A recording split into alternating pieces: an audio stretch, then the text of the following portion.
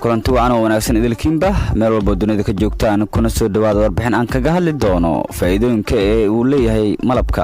malabka waa mid kaliya ee ugu macaan badan waxyaabaha uu alle ugu deeqay ummadiisa in ku munaafacsadaan sidoo kalena laga yaabo in aadan ka warqabin inuu leeyahay faa'iidooyin badan oo dhinaca caafimaadka ah malabka marka koobaad laga bilaabo isbedelka maqaarka saameyn weyn ayuu ku leeyahay caawinta inuu miisaan dhimis ku sameeyo waxyaabaha fiican ee ku saabsan malabka waa in loo isticmaalo daaweyn dabiici ah alle subxaanahu wa ta'aala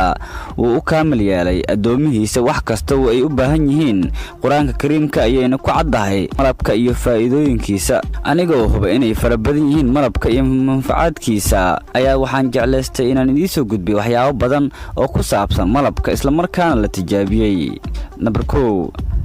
tamarta wuu kordhiyaa haddaad doonayso in aad kordhiso tamarta jirkaaga isku day